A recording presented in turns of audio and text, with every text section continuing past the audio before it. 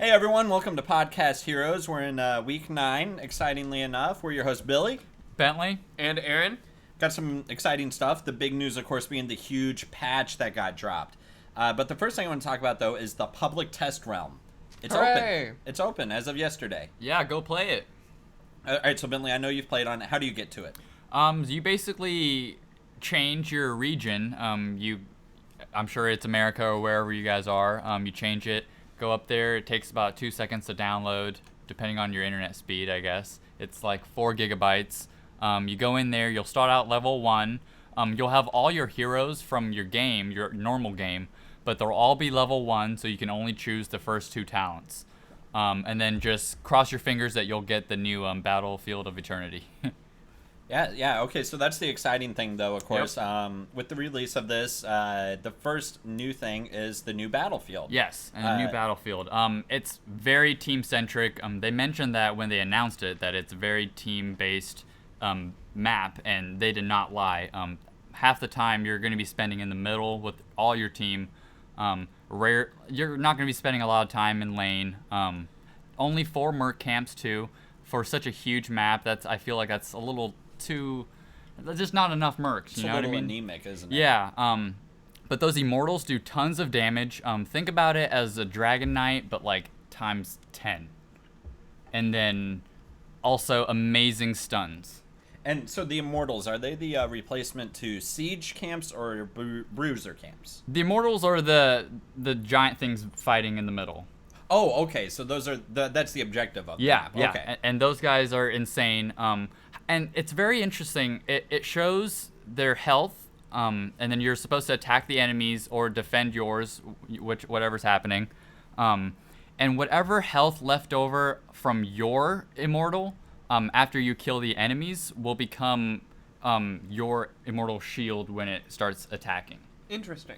So if your immortal has a lot of health when you destroy theirs, that amount of health will be a shield on top of a full bar of health as well. So it's almost like a base race type fight. It's like Yes. whoever can kill the other team's immortal the fastest wins. Exactly. So when you're looking to pick champs on this map, you kind of want to pick high sustain DPS type champs. Yeah, high sustain. I would say Brightwing will be a very common support because it's a huge map and you're going to want to be going from top to bottom really quick. Because it's only 2 lanes, It's right? only 2 lanes, yep. And then other than that, just high damage dealers, guys.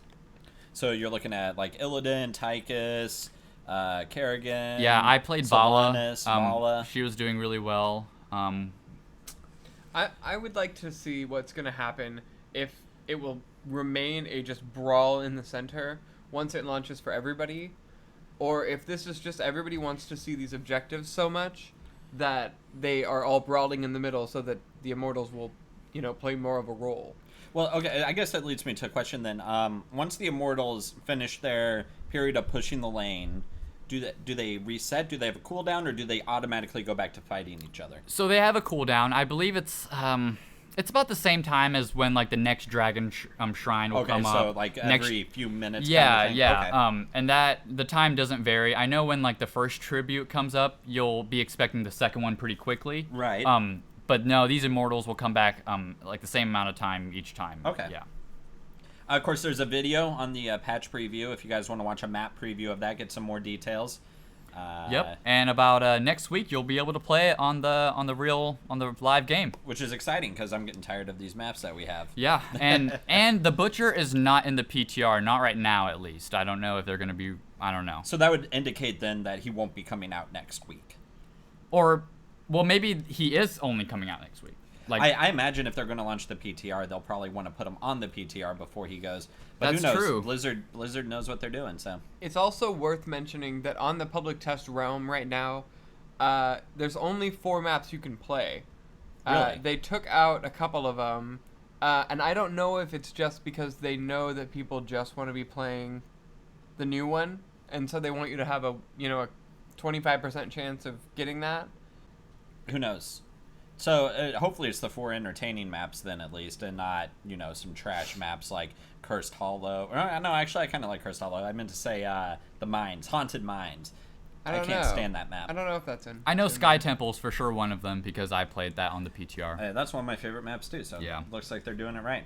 All right. So we got some a big patch. Yes. So a lot of changes here. Let's just hit on the big things. Everyone else, we'll put in a link in our description of where you can go to look at the full list of changes. But we're going to hit the big topics, or at least the ones we see as big topics. First being the hero progression gold. As I remember, they've upped the amount of gold you get. So if you hit like level 9, 14, 25, and then 40, I think at all those intervals you get gold amount, and they've increased the amount of gold you would get from that. As well as characters who are already past those levels will retroactively get them applied.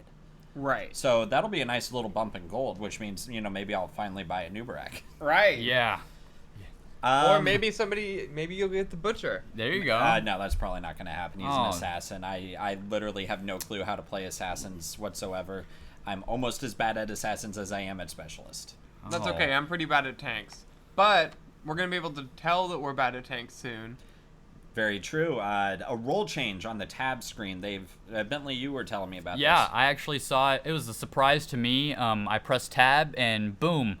I think it was a anub'arak on our team, and he had the most damage.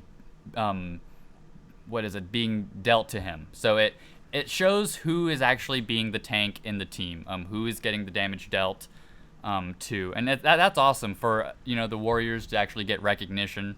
Not have the just no highlights on their.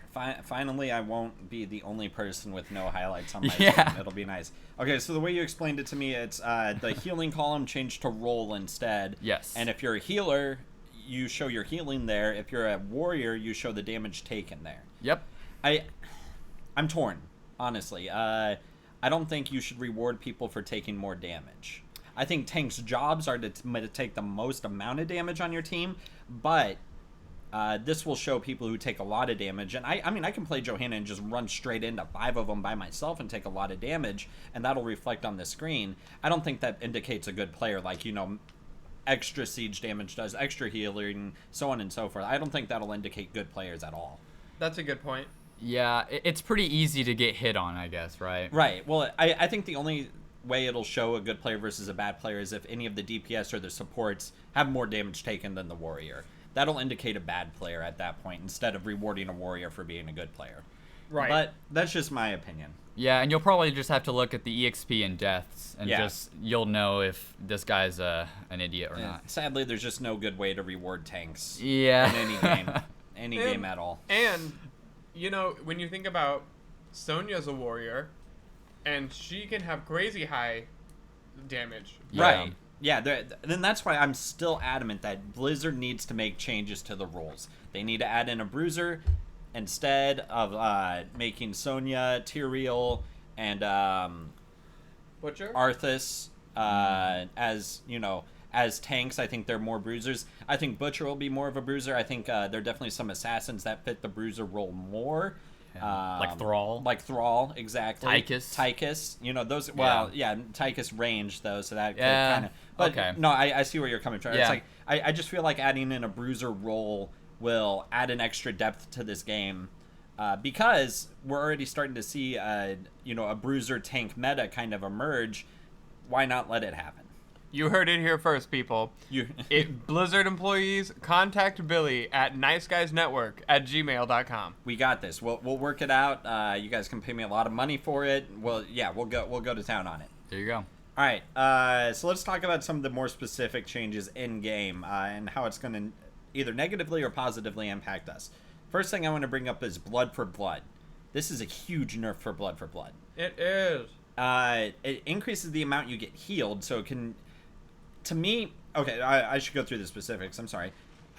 It no longer slows your target, and the damage is decreased from 15% of max health to 10% of max health. But on the other hand, the healing amount is increased from 100% to 200%. So to me, this shows like if an assassin gets caught in the middle of a team fight or something like that, this is a way for them to get healed rather than as a tool for killing a champion. 10% is nothing to laugh at, but I feel like this is less of an offensive and more of a reactive spell at this point. Yeah, when they took away that slow, I think that takes away all the the offensive abilities of this skill. I agree. And of course, the decrease in damage done, that's, it's like, Yeah. that's 5% health. That's like a third, or, a third of the damage they took away Yeah. in this fight. So I think that's a pretty harsh nerf. As a tank player, I'm happy about it, but I'm sure, everybody else in the room isn't. I honestly rarely took blood for blood, so I'm not too worried about it. I'm pretty. It's a good skill to take on Sylvanas occasionally, and so I'll have to get something else into my build now. Right. And I mean, I don't think doing a full team of blood for blood is that applicable anymore now. So Yeah. you're doing only 50% damage instead of, if I can do the math real quickly in my head, 15 times 5 would be 75% damage. So And we saw that actually people build their teams around blood for blood before. Right. So now that's going to be changed. yeah, well, completely. and I mean, like, if you look at the June Open this past weekend, a lot of teams were taking champions, a couple of champions who could have blood for blood, and they'd end up taking that ability. That's been changed now, so I wonder how that'll affect. I remember Pro having play. even entire teams of 5 where you see ETC power slide in, and then suddenly he's gone. Right, his health is just down to 25%. He's and at deleted. he's at 5% health immediately, and he's gone. The other offensive talent that's been changed is Envenom. I find this to be a huge nerf. I know Yeah. it doesn't look like Massive it, but I nerf. think it's a massive nerf. Oh, I think it looks like a massive nerf. What it is damage is still the same dealt, but it's increased, I believe, from 5 seconds duration to a 10-second duration, which Yeah. means it's less damage per second, giving a target more time to get to a healing fountain or a It's support. gonna be that 1 second of heal time from the fountain that saves somebody. Right. And that's what I'm gonna see happening more often, because it's particularly early game where the fountain is your best friend. Yeah, no, I fully agree. I think it's going to hurt a lot of the people who depend on Envenom, while letting some of those people who can get away by the skin of their teeth get away by the skin of their teeth. And I felt like 5 seconds was already too long, in a way. I felt like they almost should have shortened it. I'm trying to think of comparative spells in other MOBAs. I believe Ignite? I believe Ignite 3 lasts, seconds. Yeah, 3 seconds. And I mean, it there does you go. a lot of damage. I have no idea if Dota has anything similar, because I've played maybe 3 games They of Dota. do. I don't know the statistics though. Right. So Yeah. I feel like this is just it's really gimping Envenom. I feel like people will be changing their builds based around that. I'm not offended by that in the least. I think it's perfectly okay for Blizzard to do this kind of stuff, just because it's easy to pick another talent Yeah. in your tree.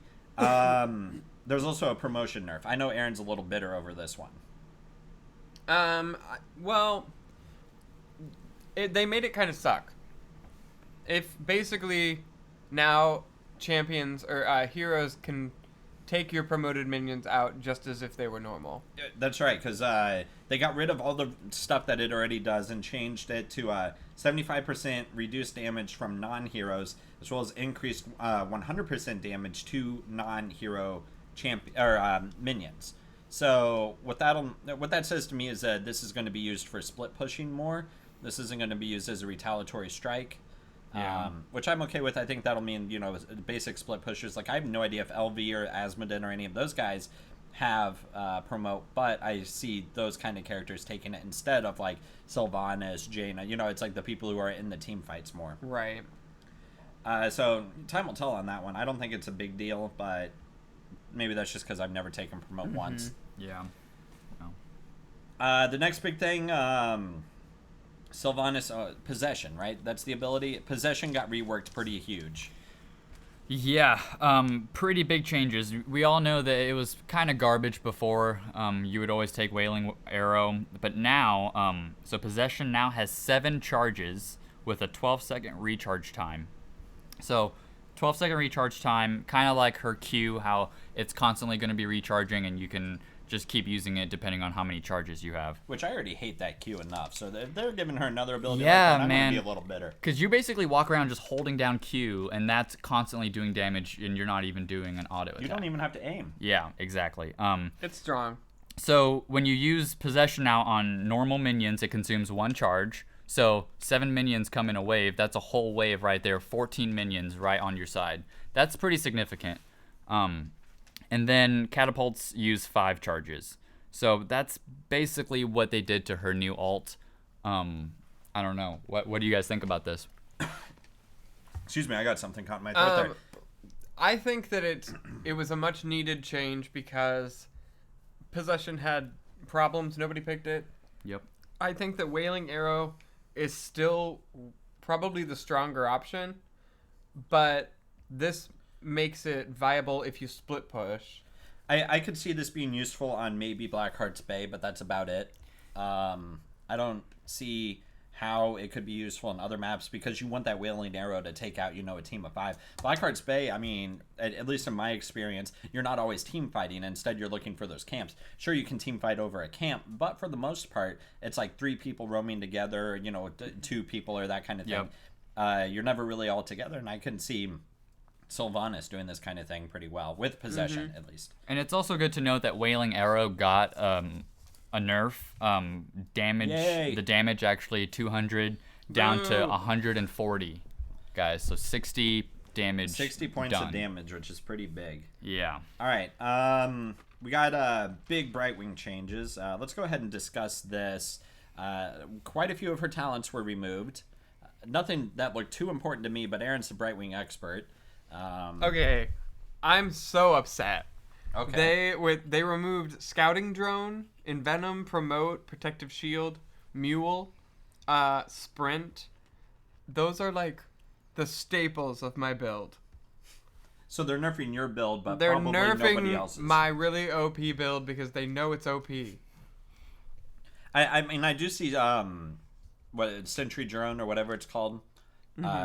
Being used to great effect whenever I'm watching games streamed or something like that. So I can see that being a nerf, but everything else, I mean, I think it's something you can just get over. I think that another massive buff or massive nerf to Brightwing is they removed Gust of Healing, which Bentley, you just played during the free week last week, and so you know how strong it is when you can get like 5 bursts of her AoE heal off at once. Yeah, that's a great lifesaver, and I don't know why they took that out, dude. It's her primary lifesaver. Well, I think it's because of that, because she uses it so much.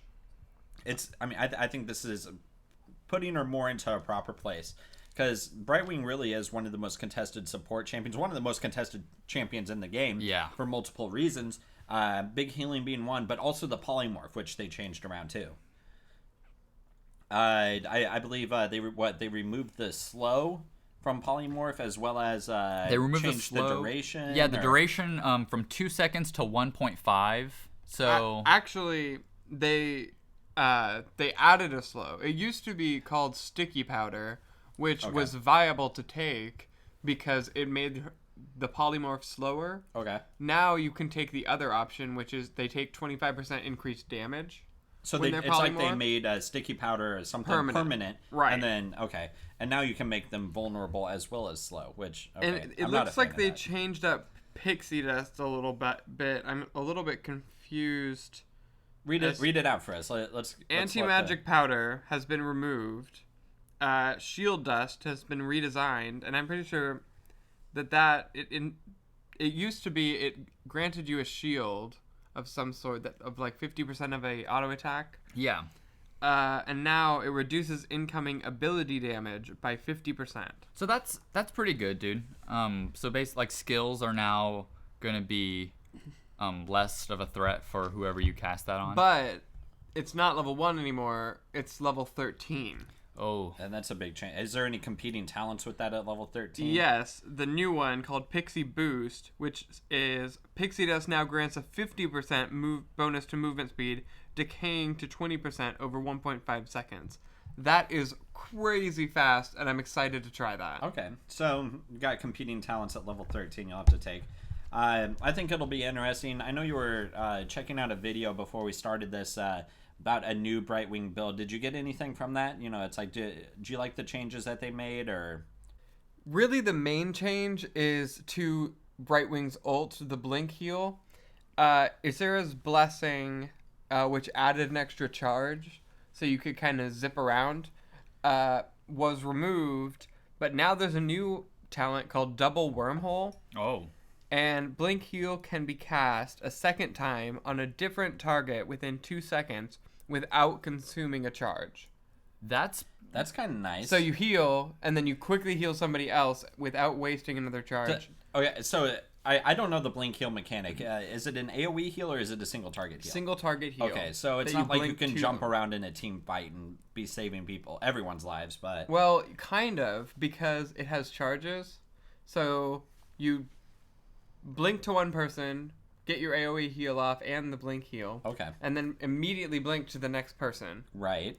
Okay, so I can see that being a benefit then. I can see why they nerfed his other heal now and basically buffed this one. So he'll be jumping around healing more individual targets. He'll still be doing AoE heals, but not as strong as before.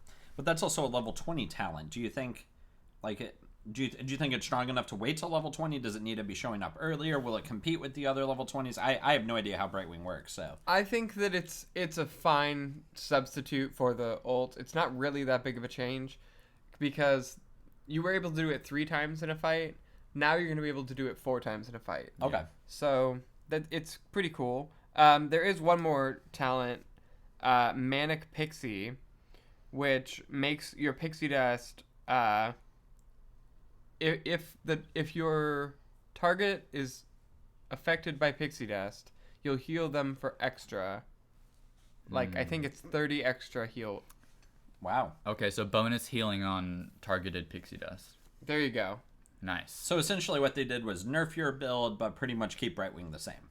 Yeah, looks like it. Kinda. Or changed her around, reworked her. I think that it is a massive nerf to Brightwing. Well... But it's also good to note that his Q, his arcane something, got a huge damage increase, right? Yeah, well, not so huge, but it is a damage increase. And his the talent that you would take, I believe, on level 1 with the inner damage bonus increase from 33 to 50. So that's some damage right there, dude. I mean, for Brightwing, that's pretty good. That's pretty special. It'll be interesting to see how these changes hit, especially because Brightwing... Okay, is Brightwing a girl or a guy? Girl. Girl. It's a girl. All right, so Brightwing's a girl. Since, we were obviously having some discord there. I think it'll be interesting to see what this does, because I think Brightwing, along with Rhaegar, are the 2 most popular champions when it comes to pro play or the pro scene. So I wonder how this will affect long-term pro play. Speaking of Rhaegar, though, there are some changes to him. We're seeing, again, a lot of his talents removed, just like Brightwing was. But he also kind of, made up for it and some talents added. One of the big things I noticed is that at level 16, he gets a new talent now called Tidal Waves. If his chain heal heals 3 different champions in a fight, then the cooldown is reduced by 3 seconds, which is huge. That's cool. I think it's only like a 6-second cooldown as is, so you're pretty much taking away half of that cooldown and making them be able to heal just a little bit. But that only works if your team is bunched up. Right. Well, and so that, of course, risk versus reward. I know there's some changes to Lightning Shield, but I think the thing that excites me most is the changes to Earthbind Totem. To me, Earthbind Totem says a spell that should be used to immediately slow and affect a team fight, but the way it exists now, before this patch, was that it would be a delayed slow, but it would really slow people down.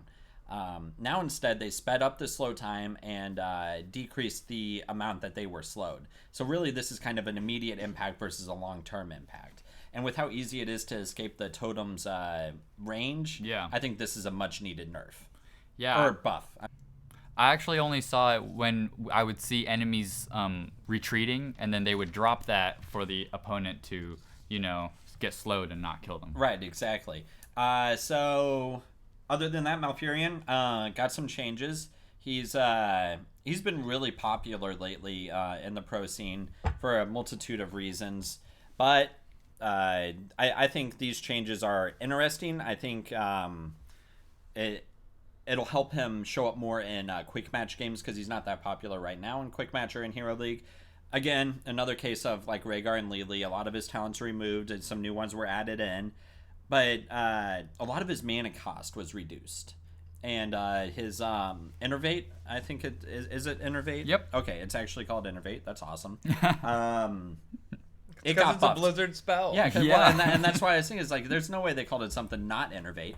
But I think that got a Mana buff too, because recharge. I believe they changed it to be a 15% Yes. mana increase instead of a flat amount like previously. So that means champions that heavily rely on a big mana pool, so like Kael'thas, Jaina, mages essentially, will get more out of it than it being a flat amount, which had more benefit towards warriors instead of mages and so on and so forth.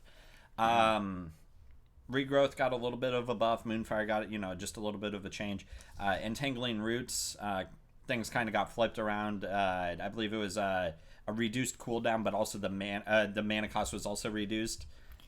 Meaning it can be thrown out a little bit more.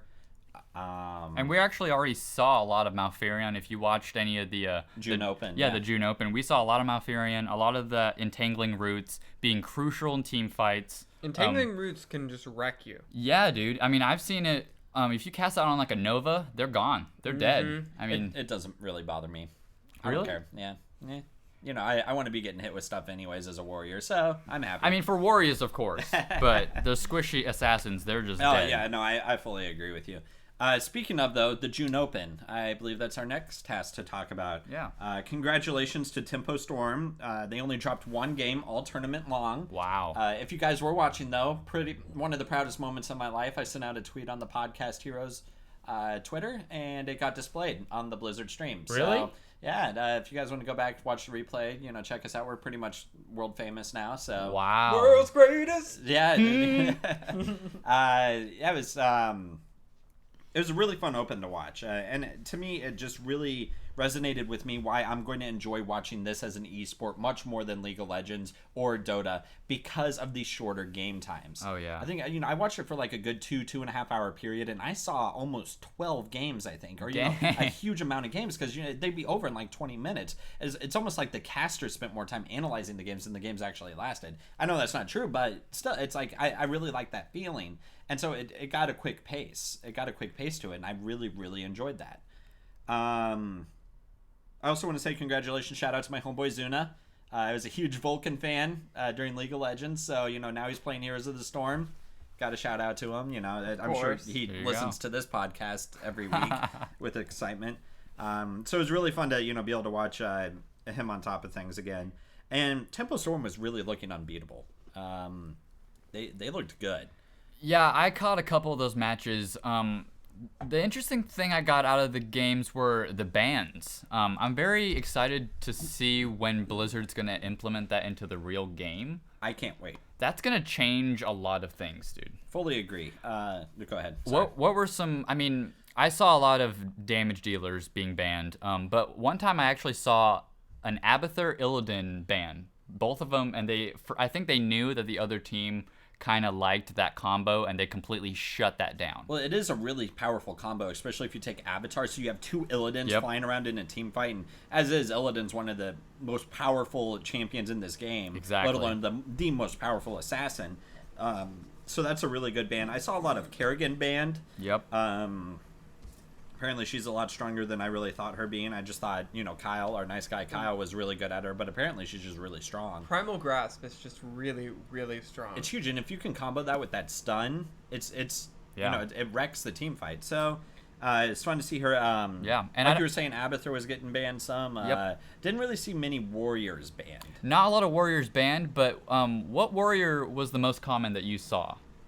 I think it was a tie between Johanna and anub'arak. I would 100% agree. Yeah, I think those two popped up the most. I think anub'arak was in almost every single game. If not together. Yeah, if not, yeah. And that's something I want to talk about to you guys. The two tank meta, or at least the two warrior meta.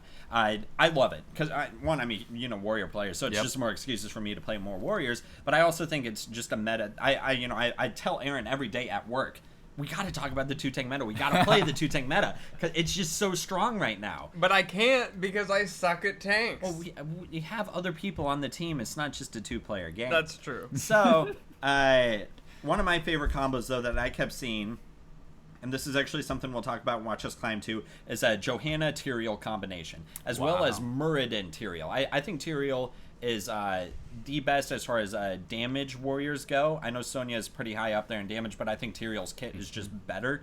And pairing him with Johanna or with Muradin just provides so many opportunities of control and diving onto the enemy team squishies and taking them out as a combo before they can do damage to your backline.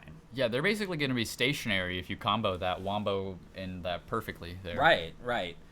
So to me, it's exciting. I didn't see many people taking Blocking Field. I still think Blocking Field's the best level 16 talent on Tyrael, but I'm also terrible at this game, so maybe I'm just completely wrong. Okay. But I wish I could have seen a little more of that, see how people did utility. Okay. One thing, though, that was reflected in this 2-tank meta, and I think it was pretty much required, was Malfurion showing up as the support. I think it's because he has that huge AoE heal and tranquility, as well as offering additional CC. So, like, if anybody gets past the 2 tanks, he has that root, the entangling roots. Exactly. And that's just an extra stun, an extra hiccup for the enemy team. And we saw that being dealt with a lot on the June opening, actually. And I mean, as far as supports go, I think the 3 most popular ones were Brightwing, Rhaegar, and Malfurion. Yes. Which I never really expected Malfurion to be showing up in pro play, but there he was. I guess that's the way the cookie crumbles, I guess. Sylvanas was a really popular specialist, as well as Asmodin. I saw Asmodin used to great effect in a couple of games. He wasn't as popular as other specialists, but I think he showed up in some key moments and really made some game-changing plays. And then I saw some pretty cool Zera tools here and there. Some very awesome Void Prism placements. Absolutely. Basically paused the enemy team. The other team got a chance to actually regroup, get around the Void Prism, and then once that was just over, it was just done for the enemy team. And it's a great combination with Falstad and I don't even remember the spell name, but it's the ultimate that does that line of attack. Yeah, that lightning beam. Yeah, the lightning beam. Yep. So you could combo that. Well, assuming you could time it correctly. Saw a few whiffs on the timing, and that was pretty hilarious. Yeah, that's a good way to waste an ult there. We also, who was I just thinking of? It slipped from my mind. We saw quite a bit of Zagara too, with the devouring maw, making some really big game-changing plays. We're seeing a lot of AoE synergy going on, which I think is a huge thing to consider in this game. Single target characters have their place. Nova's not a bad champion, but I think it's better to just get the AoE synergy. And it's also easy to build around that attack, like the attack damage single target kind of people. I fully agree. This now makes Tempo Storm the first North American team to qualify for regionals. So that means they have an automatic placement when NA regionals go on in a couple of months. Awesome. There will be more tournaments as the summer goes on to fill out the rest of that roster. So it'll be exciting to see who gets in there. I think the next team that's going to make it in there will be Cloud9 Maelstrom. They were, the other finals team, but they were looking pretty solid. They went through the losers bracket pretty much all the way in. Won it out, so they had a big gauntlet to go through before they had to face Tempo Storm. Yeah, and they did well. The other Cloud9 team, I believe it's Tempest, they were pretty good too.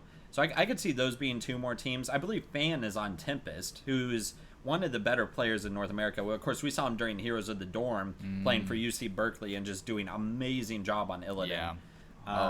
Other than that, I mean, I'm waiting for some other teams to really kind of step it up, because it seems like there's just this top 3, top 4 teams that are good, and then everybody else is kind of falling by the wayside.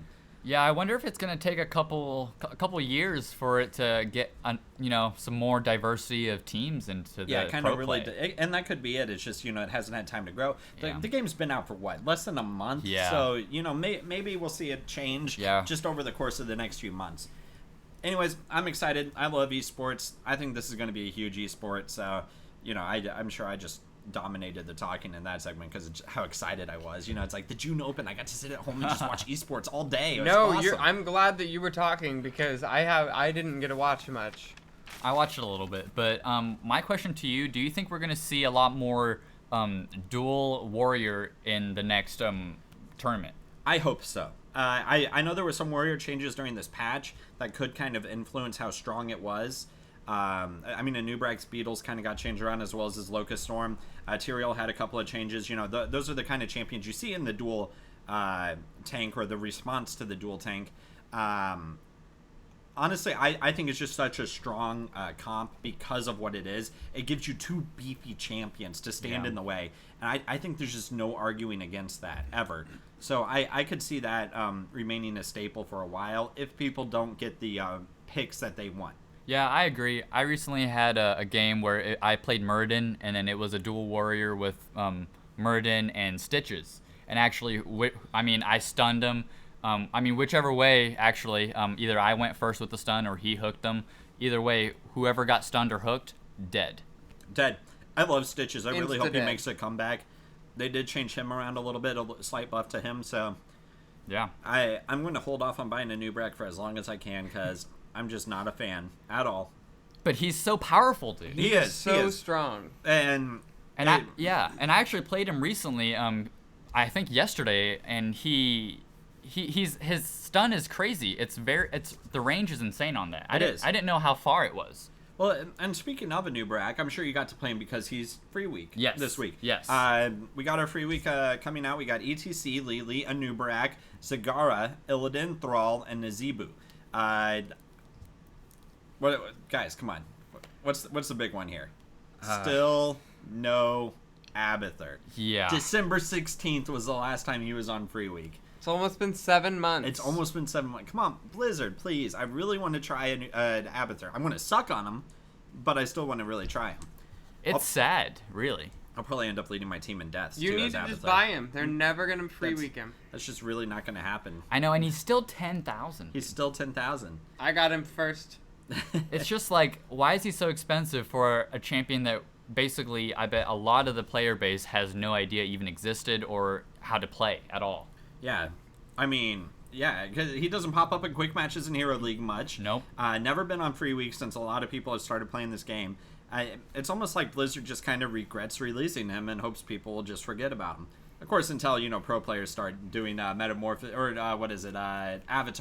on, powerful people like Zeratul and Illidan and wrecking face with it, which and really makes me want to try him. Yeah, and it's not like he's a bad hero. He's a great hero. It's just, he has a learning curve. Huge learning curve. But once you get that curve, and if you have a buddy playing with you and you synergize well with him, it's a fun time. So let's talk about our dream. Oh, sorry, you were going to say something. No, I was going to tell you this dream team that I have. Dream team. There you go. What's your dream team, Aaron? All right. We obviously have to take Lili. Only because support. there's one support. Yep. I really have been liking Zagara lately, and I think that she's invaluable to a team. So I took Zagara, Illidan for that awesome damage, anub'arak, even though you hate him, Oh, I think he's a top 3 tank. I just will never play him. and then Thrall, just because I love to see Thrall 3-hammer smash people. That Wind Fury is pretty awesome. It's insane. But if you have a good Thrall, it's like that can really help change a game. I could almost see Nazeebu replacing Thrall in this. Maybe that's just because I like Nazeebu just a little bit better if I have a good Nazeebu on my team. Yeah. I'd rather have a bad Thrall than a bad Nazeebu, though. Maybe depending on the map, with that extra specialist might help out a lot. Like Cursed Hollow, or yet again, confusing Cursed Hollow with Haunted Mines. But like Haunted Mines and Blackheart Bay, I could see that, yeah. But that's a lot of. Thrall's ult, that's a stun. anub'arak has that amazing stun. Illidan and Zagara deal a great amount of damage, and Thrall does deal a great amount of damage too. Not to mention him, but Zagara for a specialist, if that Hydralisk is on you and you're not moving, it's gonna take you down. Well, and of course her ultimate, Vilema or whatever it's called. Yes, it's huge. Yeah, that thing's crazy. It's Devouring Maw. Devouring Maw, that's it. It's great for disrupting team fights. And I don't know. ETC, it's amazing to me how ETC has fallen by the wayside. For the longest time, he was a top 2 tank, and now he's maybe top 6. All I have to say about Devouring Maw is that when it comes up and like the damage from it kills somebody outright, all that it reminds me of, and I don't want to give any spoilers. Uh-oh. But Jurassic Park. Okay. It is called Jurassic World, to correct you. Yeah. Okay, Jurassic World. I agree. That was a fun movie, wasn't it? That was an awesome movie. That was a fun movie. Hey, speaking about things that are not necessarily heroes related, Curse voice. Yes. The Mac client is out. So Yay! all of your silly Mac friends who are like, oh, we have to Skype because we can't curse like everyone else in the world. I hate every single one of those people. It's by the way. basically I just hate Bentley. him. I hate him. It's also out now on Android phone and the iPhone. So Wow. if you are running Linux, I guess, maybe you can just bust it out on your phone. Why did it take so long? We aren't sure, but it's fixed now. It's fixed now. Curse Voice is awesome. It's my favorite voice client I've ever played with in any game. Not a ever. sponsor. Not a sponsor. Curse Voice, shout out to us. 9xguysnetwork@gmail.com. We'll name drop you once every 10 minutes if you start paying us money for it, right? Is that the agreement between us? Yes. Yeah. If you pay us money, we will do things. We will Yes. do things, and that goes for anyone, not just Curse Voice. Hey, we should watch us climb. Last segment, near the end of the podcast. Let's talk about it. So the game was Tyrael, Billy. I was playing on Nova. We had Johanna, Malfurion, and Zagara assisting us. And I was not in this match, but I'm gonna ask some questions here. Sure. Please. And we were against Kerrigan, Tychus, Arthas, Brightwing, and Sylvanas. And we were on the Cursed Hollow map. Right. And we had no right winning that game. We really should have lost. Considering, I mean, the team we were playing against, like, outside of Tychus, everybody else is a top 3 in their respective positions. And Tychus is still no one to laugh at. I did laugh at him when he took Odin instead of the turret, but other than that, I mean, that's a powerful team right there. Arthas has great tankiness as well as great damage. Brightwing's the best support in the game. Kerrigan's an insane assassin, and Sylvanas is just annoying beyond belief. And how we managed to do it, early on, we dominated the curse game. We did. But not really. We just kind of got lucky. It was both of the first ones was I kind of just right-clicked on it on the tribute and kind of hoped that the people battling all around me didn't hit me. And they never did. They just didn't. It's so true. Never underestimate the sneakiness of a grab. If you can right-click on something, go for it, because you never know if somebody's going to hit you. And they were all distracted, and they didn't, and it happened twice, and that put us ahead.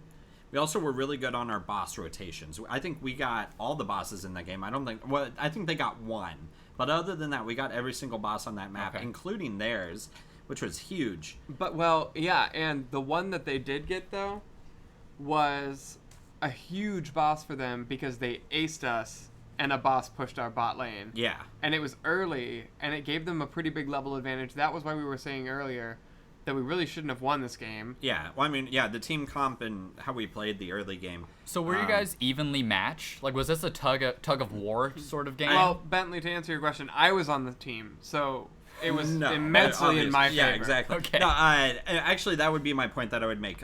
They had the better team. We had the better players. Our Malfurion, he made some idiot positioning mistakes, but he was really on top of his spells. He kept us alive through things that I just didn't think Malfurion could keep you alive through. Our Nova, Aaron, I still would rather see him on a support any day of the week, but you are a good Nova. I will fully admit that. Well, and how did we win the game? Because our Nova backdoored the core. You did. You did go in there and just take it out. Again, I think that, a lot of this was the 2 warrior comp too. We had Johanna and Tyrael. I think that's a great combination with the control that both of them offer. It did make for a little bit of a tense situation. I think that probably one of the tanks should have taken the plant. Or I'm sorry. That's a different game. You're thinking about Garden of Terror. I'm thinking about our next game. Yeah. Because I was We Nova still in that won one that too. game too, though. Yeah. Barely. But well, my point was on a 2-tank comp in Garden of Terror, one of the tanks should take it because we were left with no damage, and we only had 1 tank in that game though. Right. So. But 2 supports. Yeah. Uther kind of is a tank. Kind of. Cursed Hollow is just one of my favorite maps. It's really fun to play. It's very balanced. It's very balanced. Anyone can win it at any point in time. Yeah. I don't know, I was surprised beyond belief that this team didn't beat us, because on paper they should have. So I think that just goes to show that no matter how bad of a champion it is you pick, as long as you're the better player, you will always win. There you go. So I guess really that kind of ends our podcast for the week. I think so. Yeah. Know that we are going to have more detailed information about the Skeleton King and the monk here to come. And we are so appreciative to all of our listeners. Really go find us on iTunes. Give us a like. If you're feeling like a nice guy, go give like us us on the Facebook page. Give us a nice review. Maybe some 5 stars would be nice on there. But if you have any complaints, let us know too, so we can change Yeah. how we are. Or if we just don't like the complaint, we can give you a shout out and say how much we dislike you. Yeah. We've almost made it through 10 episodes. Yeah. I'm impressed. Guys, together. next episode is the finale in a way. It's It's our 10. It's our Single number 10. digits. Number now. 10, yeah. Will that signify the end of our season? Probably not. Probably not. I'm But- sure the World Championship in August will. Yeah. Or whenever it is. But, who knows? Yeah, but lots of news to come out next week, guys. Stay tuned. Of course, we'll be covering that. The Butcher, the map comes out, and all these changes that we just talked about will be live June 30th. So stay tuned, guys. Yeah, it'll be great. All right, Aaron, go ahead and take us out with your sexy tagline. Thanks for listening to Podcast Heroes, where we podcast about heroes.